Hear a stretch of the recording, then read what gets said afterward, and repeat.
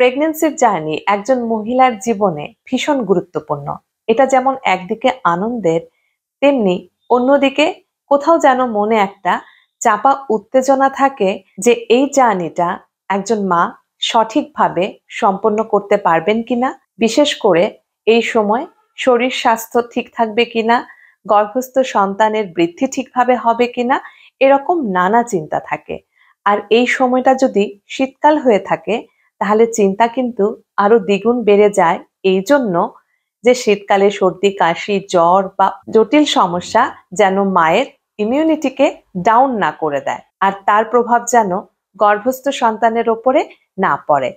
Hello parents, আবারও স্বাগত জানাই বিএ পজিটিভ মম চ্যানেলের আরেকটি নতুন পর্বে।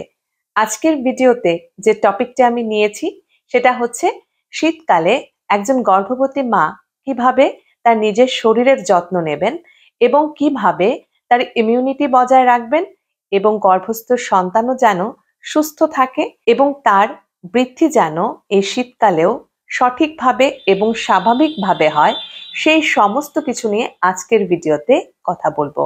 গর্ভবতী মায়েদের, আপনাদের যদি আজকের এই ভিডিওটি উপকারী মনে হয় তাহলে অবশ্যই অনেক শেয়ার করবেন, যাতে আপনাদের মতো অন্যান্য মায়েদের কাছেও আজকের ভিডিওটি পৌঁছে যায়।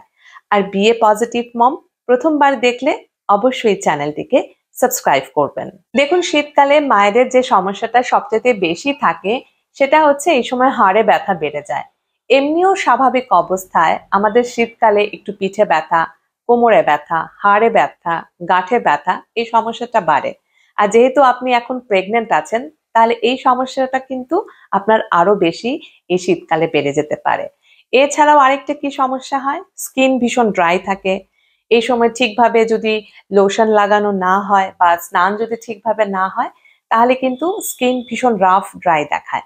আর শীতে স্নান করতে বা একটু ক্রিম লাগাতেও আমরা একটু যেন অনীহা বোধ করি, যদি ঠান্ডা লেগে যায়। এমনিতেও স্বাভাবিক সময়েও কিন্তু শীতকালে আমরা একটু নিজেদেরকে প্রোটেক্ট করে রাখি যাতে আমাদের ঠান্ডা না লাগে। তাছাড়াও আরেকটা সমস্যা হচ্ছে রাতের ঘুমটাও এই সময় কম আসে। অতিরিক্ত যদি শীত পড়ে তাহলে ঘুমের মধ্যেও কিন্তু ব্যাঘাত আসে। তাছাড়া আমাদের যেহেতু গ্রীষ্মপ্রধান দেশ, তাই আমাদের বাড়ি ঘরও কিন্তু সেভাবে তৈরি থাকে না যে শীতের জন্য আমরা আলাদা কিছু প্রোটেকশন নেব। যে সমস্ত অঞ্চল শীতকালীন অঞ্চল তাদের কিন্তু ঘরে শীত প্রোটেকশনের ব্যবস্থা থাকে, রুম হিটার থাকে বা ঘরের টেম্পারেচারটাকে উষ্ণ রাখার জন্য বিভিন্ন ব্যবস্থা থাকে। বাট আমাদের গ্রীষ্মপ্রধান দেশে কিন্তু এই সমস্যাটা হয়ে থাকে, তাই শীতকালে আমাদের একটু স্ট্রাগল ফেস করতে হয়। তাহলে চলুন জেনে নেই এই সময় কি করবেন। তো প্রথম মায়েদের যে সমস্যাটা সবচাইতে বেশি ফেস করতে হয় সেটা হচ্ছে স্কিন নিয়ে। এমনিতেও শীতকালে আমাদের ত্বক ড্রাই হয়ে যায়, শুষ্ক দেখায়, রুক্ষ দেখায় এবং ভীষণ মলিন দেখায়। আর এই ফেজে হরমোনেরও তারতম্য ঘটে আর মায়ের স্কিনের মধ্যে আমূল পরিবর্তন আসে এবং স্কিন অনেক বেশি ড্রাই হয়ে যায়। তাই আমাদেরকে কি করতে হবে, ত্বককে হাইড্রেট রাখতে হবে। ত্বককে হাইড্রেট রাখার জন্য আমরা দুটো উপায় অবলম্বন করব। একটা হচ্ছে বাইরের দিক থেকে আর একটা হচ্ছে ভেতর দিক থেকে। বাইরের দিক থেকে ত্বককে হাইড্রেট রাখার জন্য যে সমস্ত উপকরণগুলো আমরা নেব তার মধ্যে উল্লেখযোগ্য থাকবে বডি লোশন, ময়শ্চারাইজার এবং তেল। আপনি যে গতানুগতিক ময়শ্চারাইজার গুলো বা লোশন গুলো এতদিন ব্যবহার করে এসেছেন, শীতকালে এই ময়শ্চারাইজারের মধ্যে একটু পরিবর্তন আনতে হবে। যে সমস্ত ইনগ্রেডিয়েন্টস এতদিন ব্যবহার করেছেন সেই ইনগ্রেডিয়েন্টস এর মধ্যে একটু পরিবর্তন আনতে হবে। সাধারণত গরমকালে আমরা যে সমস্ত ময়শ্চারাইজার ব্যবহার করি তার মধ্যে অ্যালোভেরা জেল থাকে, হানি থাকে অথবা কিউকাম্বার থাকে। এছাড়া এর মধ্যে অনেক সময় স্যাফরন, কোকো মিল্ক এই সমস্ত কিছু থাকে। এই ধরনের লাইট ময়শ্চারাইজার ব্যবহার করলে চলবে না, সেক্ষেত্রে একটু থিক ময়শ্চারাইজার নিতে হবে। আপনি যে ময়শ্চারাইজারের ইনগ্রেডিয়েন্টস গুলো ব্যবহার করছেন তার পাশাপাশি দেখতে হবে ময়শ্চারাইজার বা বডি লোশনের মধ্যে গ্লিসারিন আছে কিনা, শিয়া বাটার আছে কিনা, কোকো বাটার আছে কিনা এবং কোকোনাট মিল্ক আছে কিনা। এই কম্বিনেশনের ময়শ্চারাইজার গুলো এই সময় যদি ব্যবহার করেন তাহলে আপনার ত্বক প্রপারলি হাইড্রেট থাকবে। এছাড়া তেলও এই সময় আপনাকে ব্যবহার করতে হবে। তেলের মধ্যে আমি সাজেস্ট করব আপনাদেরকে বাদাম তেল ব্যবহার করুন। বাদাম তেল ত্বকের স্ট্রাকচারকে ভালো রাখতে সাহায্য করে এবং বাদাম তেলের মাধ্যমে ত্বকের মধ্যে যদি কোনো দাগ ছোপ পড়ে সেটা সহজেই দূর হয়ে যায়। আর বাদাম তেল দিনে দুবার ব্যবহার করা যেতে পারে, স্নানের আগে এবং রাতে আপনি ঘুমোতে যাওয়ার আগেও বাদাম তেলের একটা মাসাজ নিতে পারেন। আপনি যে তেলটি ব্যবহার করছেন সেটিকে ব্যবহারের পূর্বে একটু গরম করে নেবেন। এই গরম তেল দিয়ে যদি আপনি বডি ম্যাসাজ করেন তাহলে বডি খুব ভালোভাবে স্টিমুলেট হবে এবং ব্লাড সার্কুলেশন ভালো হবে। এতে আপনার ত্বকের স্ট্রাকচার অনেক সুন্দর দেখাবে। দিনে 2 থেকে 3 বার ময়শ্চারাইজার বা বডি লোশন লাগাবেন। অবশ্যই মুখে ময়শ্চারাইজার ব্যবহার করবেন যেটা আপনার ত্বককে স্যুট করে, যে সমস্ত ইনগ্রেডিয়েন্টস গুলো আপনার ত্বকে স্যুট করে সেই রকম ময়শ্চারাইজার অবশ্যই বাছাই করবেন। এবার বলবো ত্বককে কিভাবে হাইড্রেট রাখবেন ভেতর থেকে। ভেতর থেকে হাইড্রেট রাখার একমাত্র উপায় হচ্ছে আপনি আপনার ডায়েটে পর্যাপ্ত পরিমাণে লিকুইড নিতে পারেন। এই লিকুইড জলও হতে পারে, ডাবের জলও হতে পারে, স্যুপও হতে পারে, ডালও হতে পারে, বা আপনি যে সবজি বা তরকারি খাচ্ছেন তার মধ্যে লিকুইডের মাত্রা যদি বেশি থাকে এবং আপনি যদি এটা গ্রহণ করেন তার থেকেও কিন্তু আপনার দেহে জলের মাত্রা বজায় থাকবে। আপনি ভেতর থেকে যতটা বেশি হাইড্রেট থাকবেন শীতকালে আপনার স্কিনও ততটা হাইড্রেট থাকবে। আর আপনি হাইড্রেট থাকলে আপনার সন্তানও আপনার থেকে লাভবান হবে। এছাড়াও শীতকালে ত্বক ভালো রাখার আরেকটি খুব ভালো উপায় হচ্ছে ভিটামিন সি সমৃদ্ধ শাকসবজি অবশ্যই ডায়েটে রাখবেন, পাশাপাশি ফলও খাবেন। ভিটামিন সি সমৃদ্ধ ফল এই সময় অনেক বেশি পাওয়া যায়। ভিটামিন সি সমৃদ্ধ ফল যদি আপনি শীতকালে নিয়মিত খান, এতে আপনার ইমিউনিটি যেমন ভালো থাকবে, আপনার স্কিনের গ্রোথও ভালো হবে, স্কিনের কোলাজেনও সুন্দর হবে এবং আপনার গর্ভস্থ সন্তানের গ্রোথ ভালো হবে, ইমিউনিটি ডেভেলপমেন্ট করবে এবং তার স্কিনের স্ট্রাকচারও সুন্দর হবে। তাই গর্ভবতী মায়েদেরকে বলবো এই শীতকালে স্কিনের চর্চার সময় এই দুটো ফেস অবশ্যই খেয়াল রাখবেন আর এই অনুযায়ী আপনার ত্বকের যত্ন নেবেন এবং ডায়েট চার্টটা তৈরি করবেন। শীতকালে অনেকেরই ইমিউনিটি দুর্বল হয়ে যায়। শীতে যেমন অনেকের ঠান্ডা থেকে অ্যালার্জির ধাঁচ থাকে, যেমন ঠান্ডা পড়ার সঙ্গে সঙ্গে খুব হাঁচি, কাশি, সর্দি এই সমস্যাটা লেগেই থাকে।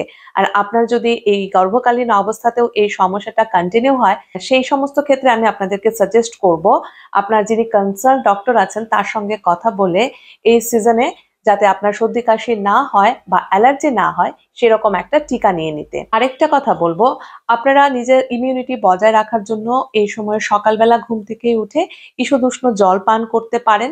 ঈষদুষ্ণ জলের সামান্য একটু লেবু দিয়েও প্রতিদিন সকালবেলা পান করতে পারেন। এটা ইমিউনিটি বুস্টার হিসেবে কাজ করে। এছাড়াও আদা চা, লেবু চা, পুদিনা পাতার চা এগুলোও কিন্তু আপনারা পান করতে পারেন দিনে 2 থেকে 3 বার।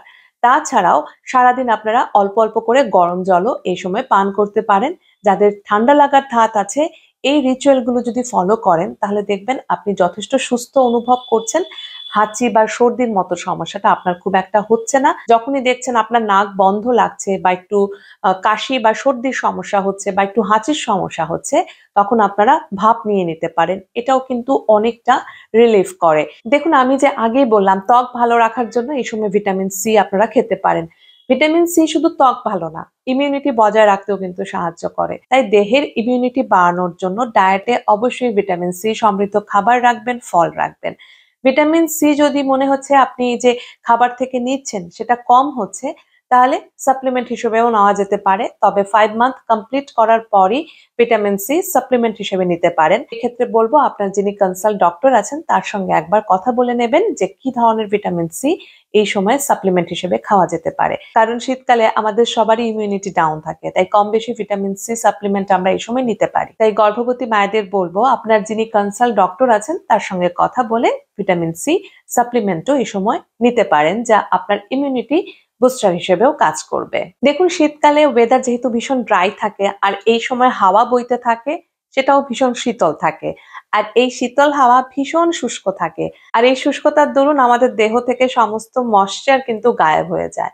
আর এটা স্কিনের পাশাপাশি ধরা পড়ে ঠোঁটে। এই সময় মায়েদের ঠোঁট ফাটার সমস্যাও অনেক বেশি থাকে। আর আপনি যদি ঠোঁট কামড়াতে থাকেন তাহলে এই সমস্যাটা আরো দ্বিগুণ হয়ে যায়। তাই ঠোঁটের যত্ন এই সময় কি করে নেবেন? আপনারা অবশ্যই ঠোঁটে লিপ গার্ড, ভ্যাসলিন বা যে সমস্ত লিপ বাম পাওয়া যায় যেটা আপনার ঠোঁটকে হাইড্রেট রাখতে সাহায্য করবে সেই ধরনের লিপ বাম ব্যবহার করবেন। শিয়া বাটার যুক্ত, কোকো বাটার যুক্ত লিপ বাম এই সময় ব্যবহার করা যেতে পারে।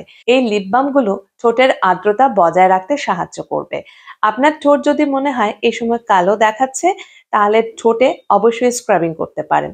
স্ক্রাবিং এর জন্য আদর্শ যে উপাদানগুলো সেটা হচ্ছে চিনি, মধু, লেবু একসঙ্গে মিশিয়ে ঠোঁটে হালকা করে রাব করতে পারেন। এই রাবিং এর জন্য ব্রাশও ব্যবহার করা যেতে পারে। ভালো করে ঠোঁট স্ক্রাব করে ঠোঁটের মধ্যে একটা লিপ বাম লাগিয়ে নেবেন। দেখবেন আপনার ঠোঁট খুব সুন্দর দেখাচ্ছে। আর এই মেথডটা সপ্তাহে 3 থেকে 4 বার ফলো করতে পারেন। শীতকালে যেহেতু ওয়েদার ভীষণ ঠান্ডা থাকে, তাই আপনাদের কাপড় চোপড়ের প্রতিও নজর দিতে হবে। শীতের পোশাক অবশ্যই পরবেন, তবে ডিরেক্টলি শীতের পোশাক স্কিনে যেন না লাগে সেদিকে খেয়াল রাখবেন।